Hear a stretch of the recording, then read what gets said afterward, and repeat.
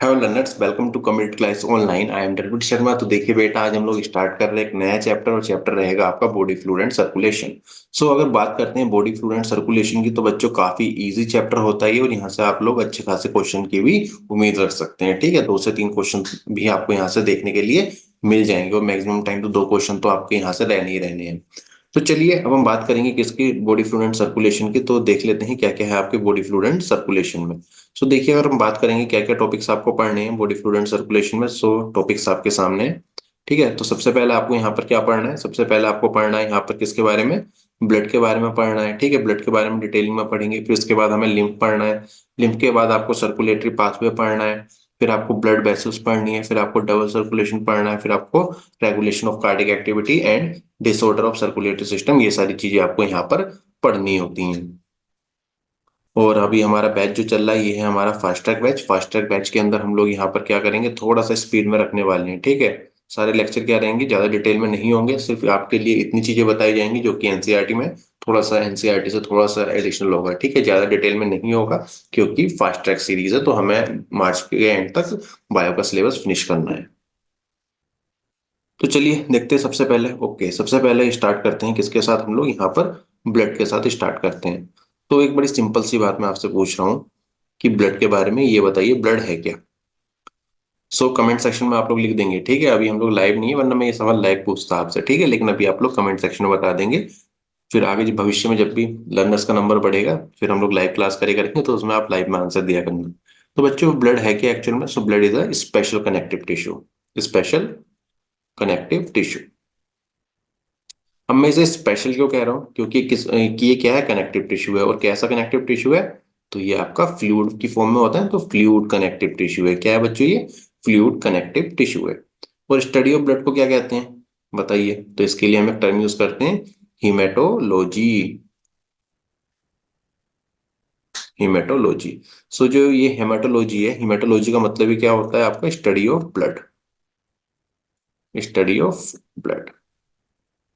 इसके अलावा कभी कभी आपसे पीएच वगैरह भी पूछ लेते हैं ब्लड का। ठीक है, तो पीएच ध्यान रखना कितना होता है आपका, 7.35 to 7.45 इसका पीएच होता है। अगर इतना पीएच है तो इसका मतलब क्या है कि जो ब्लड है ये कैसा हो जाएगा आपका, ये हो जाएगा आपका slightly alkaline in nature. Slightly alkaline in nature. तो ये पीएच के आप लोग ध्यान रखेंगे। ठीक है, अब देखिए, हम बात करेंगे किसकी, अब हम बात करते हैं और भी ज्यादा।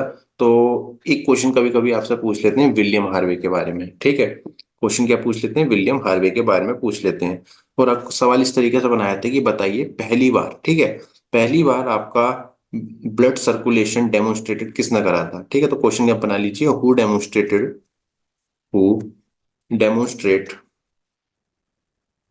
Who demonstrate blood circulation blood circulation first time, पहली बार ब्लड आपका ये ब्लड सर्कुलेशन का डेमोन्स्ट्रेशन किसने करा था? ठीक है, ये क्वेश्चन भी आपका पीवाईक्यू रहा है, तो इसलिए थोड़ा सा इंपॉर्टेंट आप मार्क कर लीजिएगा। और इसका आंसर क्या बन जाएगा, विलियम हार्वे। William Harvey. अगर इस तरह का भविष्य में कभी सवाल बनता है, तो मैं ये मान के चल रहा हूँ कि आप लोग गलत नहीं करेंगे। फिर इसके बाद देखिए, आफ्टर देन अगर ये सारे कंसेप्ट आपको समझ आ गए, तो उसके बाद हम लोग देखेंगे थोड़ा सा ब्लड के बारे में सही से, कि ब्लड एक्चुअल में है क्या, ब्लड में क्या क्या कंपोनेंट्स हैं। बात करेंगे अगर ब्लड के कंपोनेंट्स की, तो देखिए ब्लड में मेनली क्या है आपकी, 2 चीजें। ठीक है, अगर ब्लड है तो ब्लड के क्या क्या कंपोनेंट हो जाएंगे भाई, या फिर क्या क्या कंपोजिशन होगी ब्लड की, तो ब्लड में आपकी 2 चीजें होती हैं। इसमें आपको मिलता है प्लाज्मा, ब्लड में क्या मिलेगा, प्लाज्मा मिलेगा। और मिलेंगे आपको फॉर्म्ड एलिमेंट। प्लाज्मा की बात करेंगे, तो ब्लड में जो है ध्यान रखेंगे 55% क्या होता है, प्लाज्मा होता है। और 45% क्या होते हैं बच्चे, फॉर्म एलिमेंट होते हैं। ठीक है, 45% क्या होते हैं आपके, फॉर्म एलिमेंट्स होते हैं। प्लाज्मा के अंदर क्या क्या आता है भाई? प्लाज्मा के अंदर अगर आप देखेंगे, तो प्लाज्मा के अंदर होगा वाटर। इसके अलावा बच्चे क्या होंगे यहाँ पर आपके, अदर सब्सटेंस भी हो जाएंगे, जैसे आपका प्रोटीन हो जाएगा। और इसके अलावा क्या हो जाएगा आपका, अदर सोल्यूट। Other solute. अभी अदर सोल्यूट की अगर हम बात करेंगे, तो देखिए अदर सोल्यूट के अंदर क्या क्या आ जाएंगे, अदर सोल्यूट के अंदर जैसे आपके इलेक्ट्रोलाइट्स आ जाएंगे, आपके न्यूट्रिएंट्स आ जाएंगे, गैस आ जाएंगे, ठीक है। तो ये सारी चीजें जाती हैं, लेकिन आपको मेनली क्या ध्यान रखना है कि ब्लड में प्लाज्मा है, प्लाज्मा में वाटर है, प्रोटीन है और अदर सोल्यूट्स हैं, ठीक है। और आपको प्रोटीन ध्यान रखने पड़ेंगे कौन कौन से प्रोटीन होते हैं, लेकिन उससे भी ज्यादा जरूरी पता है आपके लिए क्या है, यहाँ पर है आपके लिए परसेंटेज याद रखनी, कि प्लाज्मा में आप देखेंगे तो 90% क्या होगा, वाटर होगा, 6 to 8% क्या होंगे, प्रोटीन होंगे, और बाकी जो भी बचेगा वे किस्म क्या होंगे, आपके सोल्यूट्स हो जाएंगे। इसके अलावा प्लाज्मा के बारे में क्या ध्यान रखेंगे कि जो प्लाज्मा होता है ये स्ट्रो कलर का विस्कस फ्लूइड है। कैसा है भाई, स्ट्रो कलर, या फिर मैं कह सकता हूँ पेल येलो कलर है ना, येलो कलर का क्या है, ये फ्लूइड है। और कैसा फ्लूइड है, विस्कस फ्लूइड है, विस्कस फ्लूइड है। ये पॉइंट आप प्लाज्मा के लिए ध्यान रखेंगे। और आप ध्यान रखेंगे प्लाज्मा में कौन कौन से आपको प्रोटीन देखने के लिए मिलते हैं। तो यहाँ पर आपको देखने के लिए मिलते हैं अकॉर्डिंग टू एनसीईआरटी 3 एल्ब्यूमिन, लेकिन आपको 4 याद रखने पड़ेंगे। क्यों, क्योंकि एनसीईआरटी में चौथा प्रोटीन आपको बता रखा है, लेकिन कहाँ बता रखा है आपको, ब्लड कोगुलेशन में, ब्लड कोगुलेशन में। तो आपको वहां कंफ्यूजन ना हो तो मैं वो पॉइंट भी यहाँ पर लिख दूंगा, ठीक है। तो आपको, हाँ, प्लाज्मा में क्या मिल रहे थे, प्रोटीन मिल रहे थे। कौन कौन से प्रोटीन थे, albumin, globulin, fibrinogen and prothrombin, and prothrombin. Prothrombin की चर्चा एनसीईआरटी में आगे की गई है। जब आप, हाँ, एनसीईआरटी पढ़ते रहना साथ साथ, और एनसीईआरटी में चर्चा की गई है कहाँ पर, कोगुलेशन ऑफ ब्लड में। चलिए, तो अगर हम बात करते हैं किसकी, सबसे पहले यहाँ पर हम प्रोटीन्स की बात करते हैं। तो यहाँ पर ये जो प्रोटीन है, ये जो एल्ब्यूमिन प्रोटीन है, ये आप ध्यान रखेंगे it's the most abundant protein in blood, ठीक है, मोस्ट अबेंडेंट। या फिर मैं कह सकता हूँ क्या है, ये आपका मेजर प्रोटीन है। और जो ग्लोबुलिन होता है बेटा, ये क्या होता है, आपका second major protein in blood, या फिर second abundant protein in blood. इसके अलावा अगर हम बात करते हैं किसकी, यहाँ पर हम लोग इनके फंक्शंस की बात करते हैं, ठीक है। तो हर एक का अपना अपना फंक्शन है। जैसे जो आपका एल्ब्यूमिन है, ये किस चीज में रोल प्ले करता है, ये आपका ऑस्मोटिक बैलेंस को मेंटेन करता है, ठीक है, ब्लड का ऑस्मोटिक बैलेंस वगैरह मेंटेन करेगा। जो ग्लोबुलिन है, ग्लोबुलिन क्या करता है, डिफेंस, आपका डिफेंस मैकेनिज्म को शो करता है, ठीक है। क्या करता है, ये डिफेंस मैकेनिज्म दिखाता है, डिफेंस मैकेनिज्म। और ये इन्फेक्शन वगैरह से क्या करेगा, बचाव करेगा। तो मैं लिख सकता हूँ फाइट इन्फेक्शंस। इसके अलावा जो फिब्रिनोजिन है और जो आपका प्रोथ्रोम्बिन है, ये किस चीज में रोल प्ले करते हैं, ये आपका रोल प्ले करते हैं कोगुलेशन या फिर ब्लड क्लोटिंग में, ठीक है। ये आपका ब्लड क्लोटिंग या फिर आपका ब्लड कोगुलेशन में क्या करेंगे, रोल प्ले करेंगे, में रोल प्ले। और अदर सॉल्यूट्स के अंदर वैसे देखिए, अदर सॉल्यूट्स अगर आप याद नहीं भी रख पाते तो भी कोई दिक्कत की बात नहीं है, लेकिन फिर भी मैं आपको बताता हूँ क्या क्या जाता है अदर सॉल्यूट्स के अंदर। तो अदर सॉल्यूट्स के अंदर आ जाएंगे आपके इलेक्ट्रोलाइट, आपके आ जाएंगे न्यूट्रिएंट्स, आपके यहाँ पर गैसेस भी आ जाएंगी, ठीक है। यहाँ पर क्या आ जाएंगी, गैसेस भी आ जाएंगी। इसके अलावा रेगुलेटरी सब्सटेंस आ जाएंगे यहाँ पर, रेगुलेटरी सब्सटेंस आ जाएंगे। और क्या आ जाएंगे यहाँ पर, बेस्ट प्रोडक्ट आ जाएंगे। और क्या आ जाएंगे, बेस्ट प्रोडक्ट भी आ जाएंगे। तो ये सारी चीजें आपकी आ जाती हैं किसमें, अदर सॉल्यूट्स में। लेकिन अदर सॉल्यूट्स अगर आप नहीं भी याद रख पाते तो भी कोई दिक्कत नहीं है। इंपॉर्टेंट क्या है यहाँ पर, आपको ध्यान रखना पड़ेगा प्रोटीन के बारे में, है ना। क्वेश्चन प्रोटीन से काफी बार पूछे जाते हैं। अब अगर हम बात करते हैं फॉर्म एलिमेंट के अंदर आपको क्या क्या पढ़ना है, तो फॉर्म एलिमेंट के अंदर आपको पढ़ना होता है आरबीसी, डब्ल्यूबीसी, और क्या पढ़ना होता है आपको, प्लेटलेट्स। और इसमें भी आप लोग आरबीसी के बारे में ध्यान रखेंगे। मोस्ट अबेंडेंट ब्लड सेल होता है, सबसे ज्यादा मात्रा में मिलने वाले ब्लड सेल, सबसे ज्यादा नंबर में मिलने वाले ब्लड सेल्स कौन से हैं आपके, तो ये होंगे आपके आरबीसी, मोस्ट अबेंडेंट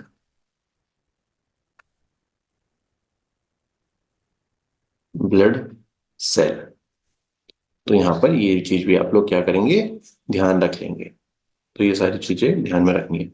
ओके, अगर इतनी बात आ गई आपको समझ, तो हम आगे बढ़ते हैं और देखते हैं इन सब के बारे में कि क्या क्या है आपके आरबीसी, क्या है आपके डब्ल्यूबीसी, क्या है आपके प्लेटलेट। लेकिन उससे पहले एक चीज, एक टर्म मैं आपके साथ डिस्कस करना चाहता हूँ, और वो टर्म है आपकी सीरम। ठीक है, तो सीरम से भी बहुत बार डायरेक्टली क्वेश्चन पूछे जाते हैं, तो देखते हैं चलिए सीरम के बारे में।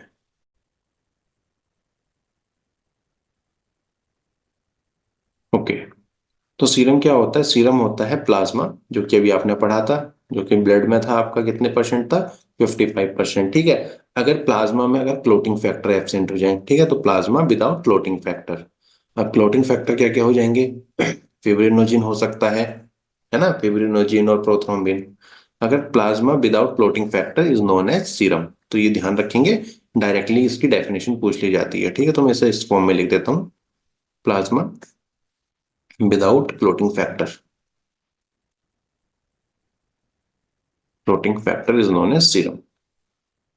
तो ये चीज ध्यान रखेंगे सीरम के बारे में। अब देखेंगे यहाँ पर किसके बारे में हम लोग, अब देखेंगे यहाँ पर आरबीसी के बारे में। सो आरबीसी के बारे में बड़े ही गिने चुने पॉइंट हैं एनसीईआरटी में, और वही पॉइंट्स आपको सही से पढ़ लेने हैं। ठीक है, वही पॉइंट्स आप यहाँ पे सही से पढ़ लेंगे।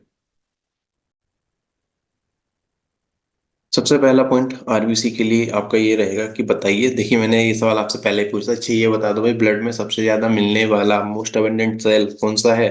तो आप कहेंगे कि सर ये तो अभी आपने बताया था, ये क्या है आपका? ये हो जाएगा बच्चों आपका, ये हो जाएगा आपका आरबीसी, है ना, आरबीसी हो जाएगा। और आरबीसी के लिए दूसरा टर्म कौन सा यूज करते हैं? दूसरा टर्म यूज करते हैं आरबीसी के लिए इरिथ्रोसाइट्स। तो ध्यान रखेंगे, इरिथ्रोसाइट्स क्या है आपके? आरबीसी का ही नाम है। ठीक है, तो इरिथ्रोसाइट देख कर डर मत जाना, बहुत से बच्चे हो सकता है इरिथ्रोसाइट से भी डरते हो। चलिए, इसके अलावा बात करते हैं, देखिए बात करें कि आरबीसी आपके बनते कहाँ पर है, फॉर्म्ड कहाँ पर होते हैं?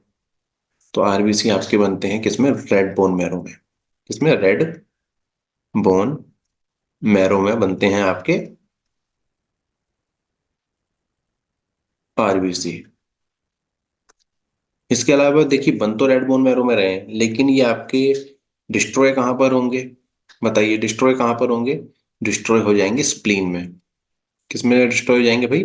स्प्लीन में डिस्ट्रॉय हो जाएंगे। स्प्लीन क्या है? एक ऑर्गन है, ठीक है, और इसको हम लोग क्या कहते हैं? Graveyard of RBC, graveyard of RBC भी कहते हैं।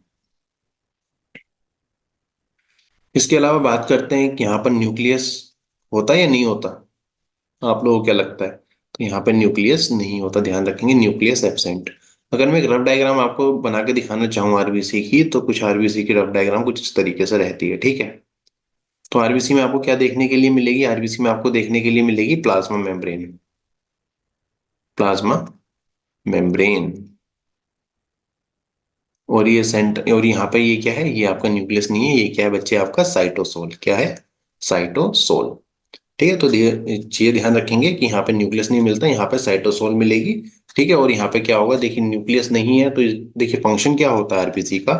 सबसे पहले फंक्शन को समझिए, फंक्शन क्या होता है आरबीसी का? Transport of oxygen. ठीक है, transport of gases, transport of gases. अब कौन कौन सी गैसेस? जैसे आपकी ऑक्सीजन वगैरह को ट्रांसपोर्ट करना है ना, तो ये फंक्शन हो गया इसका, ट्रांसपोर्ट ऑफ गैसेस यहाँ पर फंक्शन हो गया। तो यहाँ पर देखिए, अब यहाँ पर न्यूक्लियस नहीं है, तो इसके कारण क्या है? यहाँ पर स्पेस बन गया, और इस स्पेस में ही क्या होगा आपका? यहाँ पर आपकी ऑक्सीजन वगैरह ट्रांसपोर्ट होगी। ठीक है, और यहाँ पे इसलिए आपका क्या हो जाएगा? यहाँ पे साइटोसोल होगा, और प्लाज्मा मेम्ब्रेन होगा, और प्लाज्मा मेम्ब्रेन को हम लोग क्या कहते हैं यहाँ पर? डोनेंस मेम्ब्रेन। क्या कहते हैं बच्चे? डोनेंस मेम्ब्रेन कहते हैं। ये आपके लिए थोड़ा सा मैंने एडिशनल बता दिया है। इसके अलावा आप क्या देखोगे? आपको यहाँ पर जो है प्लाज्मा मेम्ब्रेन के सरफेस पे क्या देखने के लिए मिलेगा? प्लाज्मा मेम्ब्रेन के सरफेस पर आपको ग्लाइकोलिपिड भी देखने के लिए मिलता है। क्या देखने के लिए मिलता है? ग्लाइकोलिपिड भी देखने के लिए मिलता है प्लाज्मा मेम्ब्रेन की सरफेस पर। और ये किसकी तरह वर्क करता है? ये वर्क करता है एंटीजन की तरह। तो ये वर्क किसकी तरह करेगा? एंटीजन की तरह ये वर्क करेगा। और ये साइटोसोल है, ये जो आपका साइटोसोल है, ठीक है, ये क्या कंटेन करता है? ये कंटेन करता है आपका हीमोग्लोबिन मोलिक्यूल। क्या कंटेन करता है? हीमोग्लोबिन मॉलिक्यूल को कंटेन करता है। ओके, हीमोग्लोबिन की अगर हम बात करते हैं, तो हीमोग्लोबिन एक्चुअल में क्या है? हीमोग्लोबिन क्या है अब? सो हीमोग्लोबिन है आपका, यहाँ पर क्या हो जाएगा आपका? Iron containing complex protein. क्या है? Iron containing complex protein, iron containing complex protein.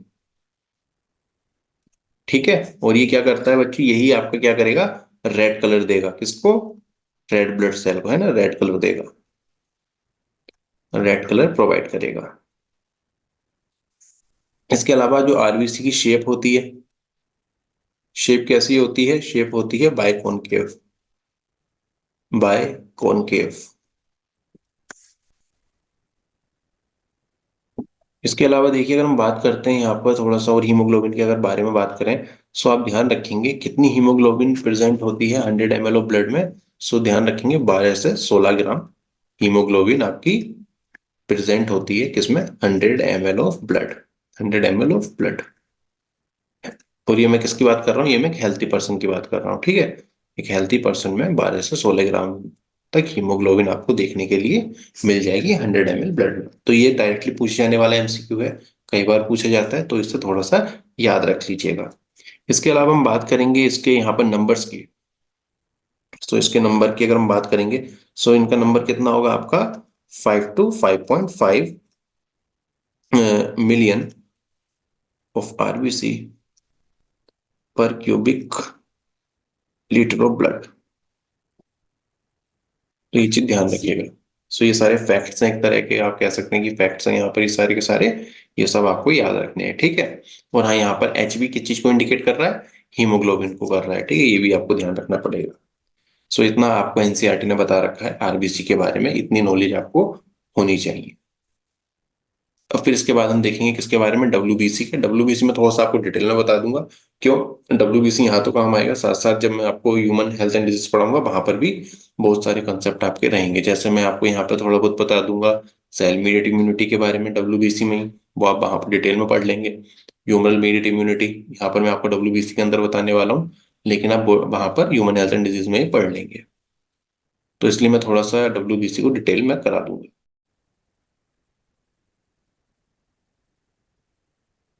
सो डब्ल्यूबीसी को हम लोग क्या कहते हैं? ल्यूकोसाइट्स भी कह सकते हैं, ठीक है। क्या कह सकते हैं हम लोग? ल्यूकोसाइट्स, या फिर हम लोग क्या कह सकते हैं? व्हाइट ब्लड सेल कह सकते हैं।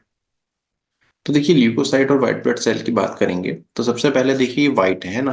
कैसे हैं भाई? ये नाम से पता चल रहा है ये व्हाइट है, मतलब मैं कह सकता हूँ ये क्या है? कलरलेस है। क्या है ये? आपके कलरलेस है। अब ये कलरलेस है तो क्यों है? क्योंकि यहाँ पर क्या है आपका? हीमोग्लोबिन क्या है यहाँ पर? नहीं है, ठीक है। तो आप कह सकते हैं due to lack of haemoglobin, ठीक है, due to lack of haemoglobin, जिसके कारण ये क्या है? आपके व्हाइट है। इसके अलावा देखिए, अभी आपने क्या पढ़ा था? रेड ब्लड सेल जो थे वे कैसे थे आपके? वे थे आपके आपके नॉन न्यूक्लिएटेड, मतलब वहां पे न्यूक्लियस नहीं था। लेकिन यहाँ पर आपको डब्ल्यूबीसी में क्या देखने के लिए मिलेगा? यहाँ पर आपको न्यूक्लियस देखने के लिए मिल जाएगा। इसके अलावा अगर हम बात करेंगे नंबर में, तो नंबर में भी ध्यान रखना कि जो डब्ल्यूबीसी होते हैं इनके जो नंबर होते हैं ये कैसे होते हैं? लेस होते हैं। नंबर कैसे होते हैं इनके? लेस होते हैं। मतलब इनका नंबर कितना हो जाएगा? 6,000 to 8,000 mm³ पर क्यूब, ठीक है। तो ध्यान रखना। इसके अलावा आप ध्यान रखेंगे इनके लाइफ स्पेन के बारे में। हमने आरबीसी में पढ़ा था लाइफ स्पेन कितना था भाई? 120 डेज का लाइफ स्पेन था। लेकिन इनका क्या होगा? शॉर्ट रहता है इनका लाइफ स्पेन। डब्ल्यूबीसी का लाइफ स्पेन क्या रहता है? शॉर्ट रहता है ना, 3 से 4 वीक तक का क्या होगा यहाँ पर इनका? लाइफ स्पेन होगा, लाइफ स्पेन होगा। सो अगर हम इसे फर्दर डिवाइड करेंगे किसको? डब्ल्यूबीसी को, तो समझिएगा।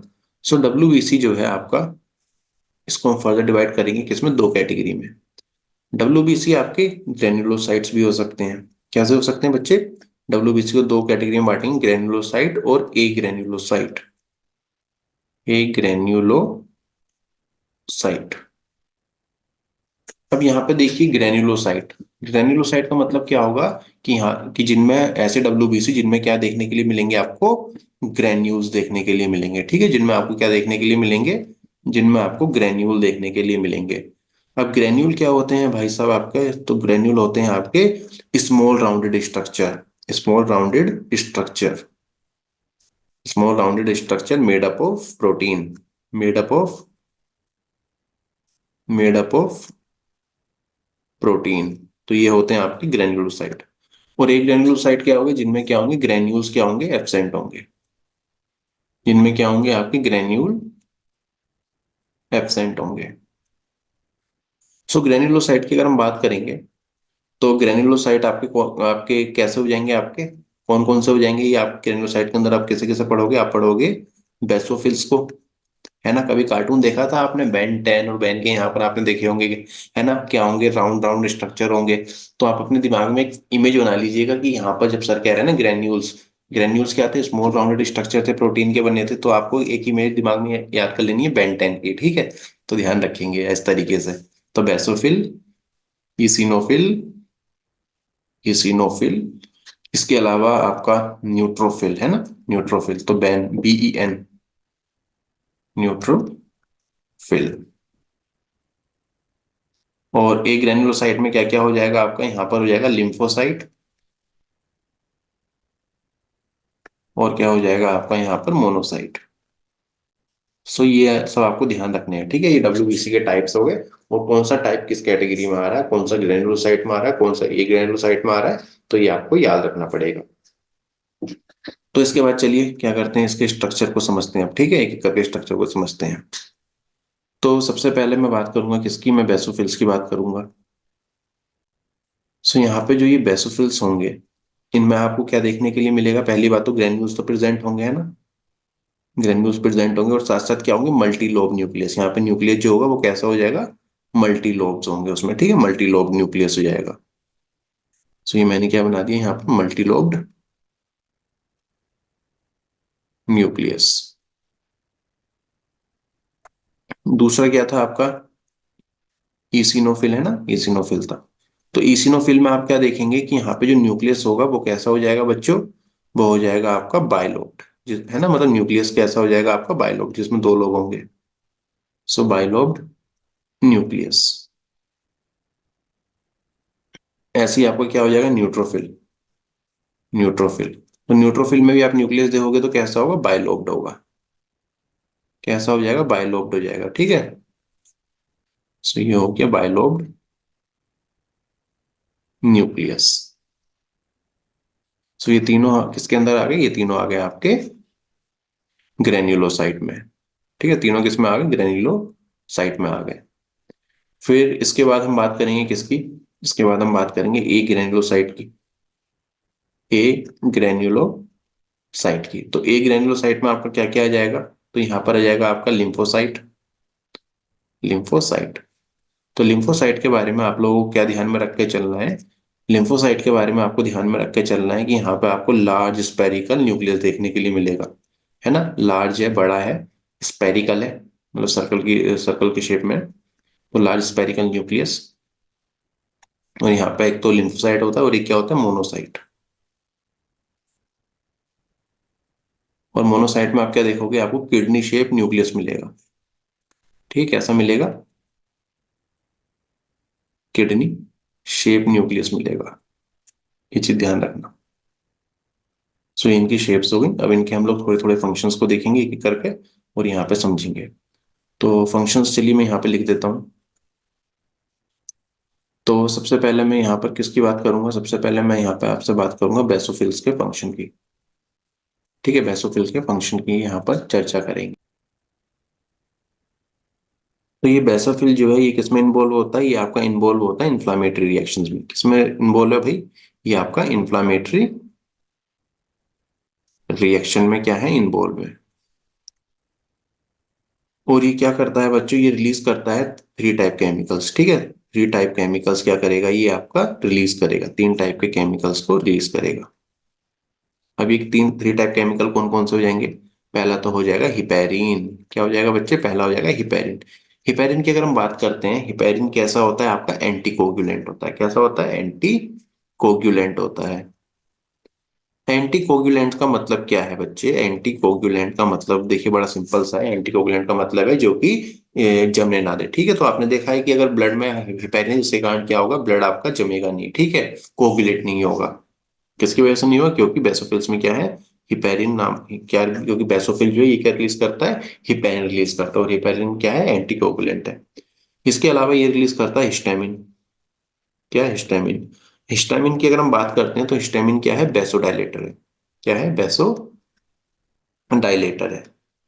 बेसो डायलेटर का क्या मतलब है, देखिए बेसो शब्द का मतलब किससे है, ये है आपका ब्लड वेसल से, है ना, किससे मतलब है ये है आपका ब्लड वेसल से। सो ये क्या करेगा बच्चे, ये ब्लड वेसल्स को क्या करेगा, डायलेट करेगा।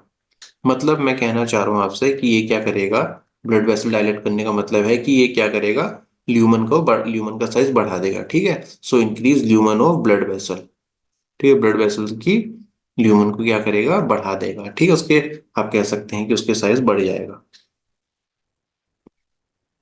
फिर इसके अलावा क्या मिलेगा आपको, सेरोटोनिन, क्या करेगा, सेरोटोनिन को भी रिलीज करता है। और सेरोटोनिन क्या होता है आपका, बेसो कॉन्स्ट्रिक्टर, बेसो कॉन्स्ट्रिक्टर। और ये क्या करेगा, बिल्कुल उसकी अपोजिट कंडीशन कर देगा हिस्टामिन की, है ना। ये अगर आपकी डायलेट कर रही थी ब्लड वेसल को, तो ये क्या करेगी, कॉन्स्ट्रक्ट कर देगी। फिर सेकंड है बेटा आपका, सेकंड क्या था यहाँ पर, सेकंड था आपका इसिनोफिल्स, इसिनोफिल्स।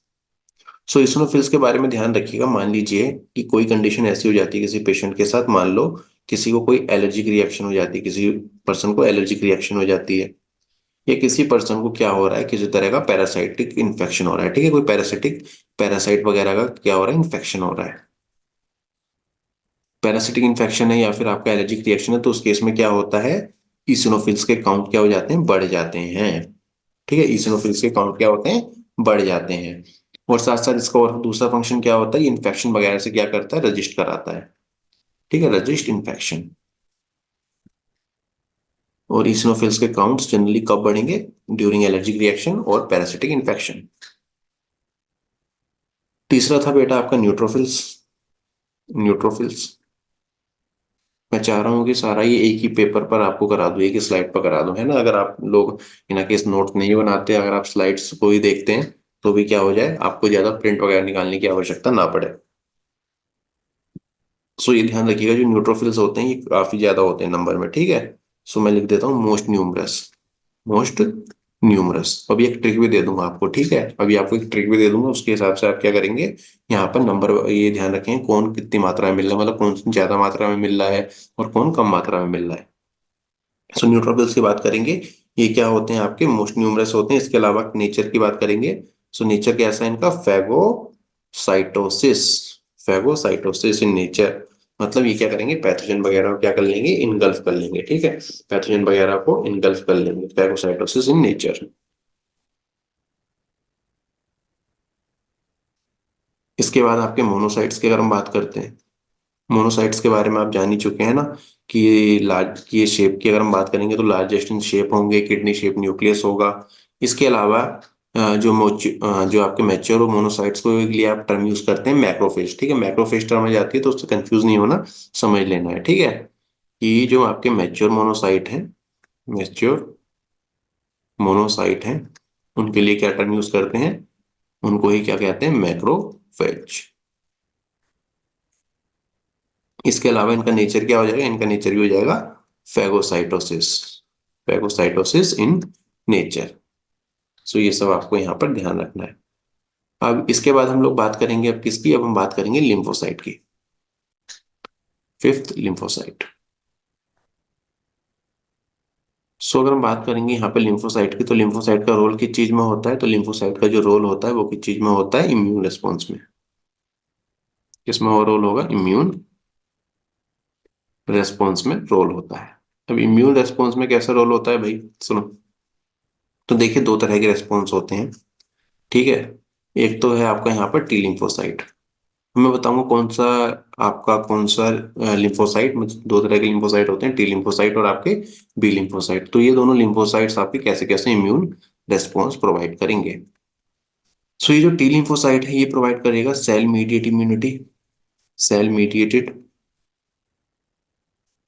इम्यूनिटी। और जो आपका बी लिम्फोसाइट है ये क्या प्रोवाइड करेगा, ये प्रोवाइड करेगा आपका humoral mediated immunity, humoral mediated immunity.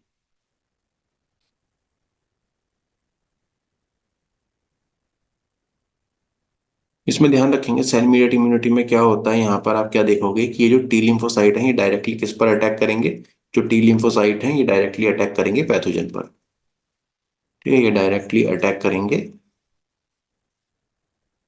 Cell of pathogen पर, ठीक है, सेल ऑफ पैथोजन पर। और क्या कर देंगे, किल कर देंगे, and kill them, and kill them.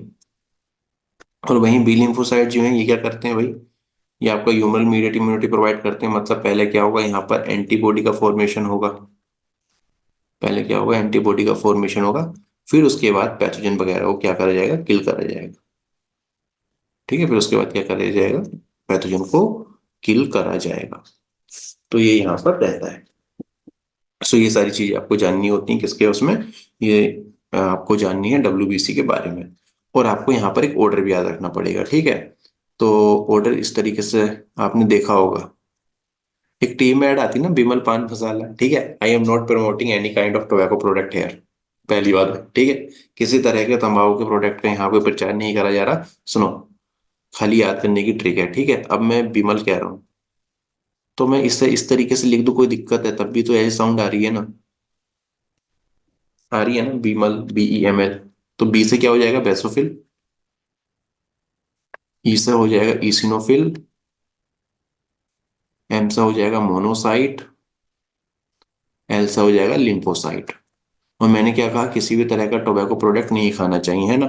Note, N से क्या हो जाएगा, न्यूट्रोफिल, न्यूट्रोफिल। परसेंटेज अब याद रखना, ठीक है, परसेंटेज अब आप याद रख लेना। सबसे कम नंबर में क्या होते हैं, बेसोफिल। ऑर्डर की अगर हम बात करें तो 0.5 से लेकर 1% क्या होते हैं, बेसोफिल। इसिनोफिल्स होते हैं 1 से 6%। मोनोसाइट होते हैं आपके 6 से 8%। ठीक है, लिम्फोसाइट होते हैं आपके 20 से 40%। और न्यूट्रोफिल्स होते हैं सबसे ज्यादा 60 से 65%। मतलब सबसे ज्यादा मात्रा में मिलने वाले क्या है, आपके न्यूट्रोफिल्स हैं।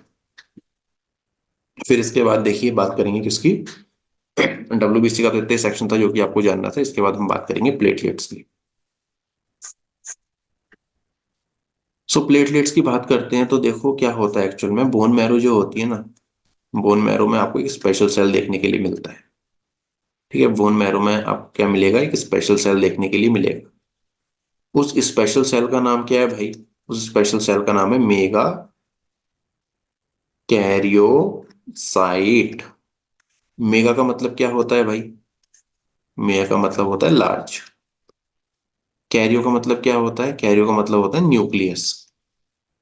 ठीक है, कैरियो का मतलब न्यूक्लियस, और साइट का मतलब क्या होता है, सेल।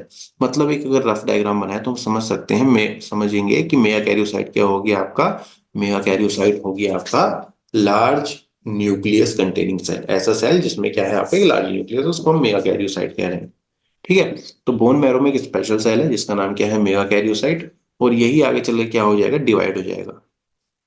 यही क्या हो जाएगा, मेगा कैरियोसाइट आगे चल के डिवाइड हो जाएगा। और आपको क्या मिल जाएंगी, आपको मिल जाएंगी प्लेटलेट्स। क्या मिल जाएंगे, आपको प्लेटलेट्स मिल जाएंगे। प्लेटलेट्स के लिए एक चीज ध्यान रखना, प्लेटलेट्स में न्यूक्लियस नहीं होता, ठीक है, न्यूक्लियस एब्सेंट। न्यूक्लियस क्या होता है बच्चे, नहीं होता, न्यूक्लियस एब्सेंट। तो आप कहोगे सर आपने ये अंदर क्या बना रखा है, लेकिन यहाँ पे क्या देखने के लिए मिलता है, आपको फैट डिपोजिशन देखने के लिए मिलता है। ठीक है, फैट डिपोजिशन देखने के लिए मिलता है किसके अंदर, प्लेटलेट्स के अंदर, लेकिन न्यूक्लियस नहीं मिलता। और ये पूरा का पूरा हम लोग ह्यूमंस के लिए, ठीक है, डिस्कस कर रहे हैं। यहाँ पर नंबर ध्यान रखेंगे, प्लेटलेट्स का नंबर कितना होने होता है, 1.5 लाख से लेकर 3 लाख तक होते हैं, किसमें, इन नंबर। और एनसीईआरटी कहती है platelets are also called thrombocyte. ठीक है, तो वैसे तो मैं दोनों चीजों के बारे में काफी डिटेल डिस्कशन करता हूँ, अगर डिटेल सेशंस होते हैं, ठीक है, 5 तक बैच या क्रैश कोर्स में मैं इस चीज की डिस्कशन नहीं करता, प्लेटलेट्स और थ्रोम्बोसाइट्स में क्या डिफरेंस है। बट अकॉर्डिंग टू एनसीईआरटी आप क्या मान के चलेंगे, platelets are also called thrombocyte. तो आज के लेक्चर में हम लोग इतनी चीजों को हमने जाना है, ठीक है, इसे ही आप अच्छे से ध्यान रखेंगे। और कल मिलते हैं फिर एक नए सेशन में। कल देखेंगे ब्लड क्लोटिंग के बारे में, कल देखेंगे ब्लड ग्रुप्स के बारे में, कल देखेंगे लिम्फ के बारे में। तो काफी सारी चीजें हम कल के लेक्चर में डिस्कस करेंगे। अगेन, जिन बच्चों को नोट्स चाहिए, जिन बच्चों को प्रैक्टिस करनी है, टेलीग्राम का लिंक आपको डिस्क्रिप्शन में दे रखा है, check the description and join the Telegram. At last learners, session अच्छे लगते हैं तो लाइक कीजिए और अपने फ्रेंड्स के साथ भी शेयर कीजिए। उसी के साथ यहाँ पर हम लोग इसको एंड करते हैं। Thank you and all the best.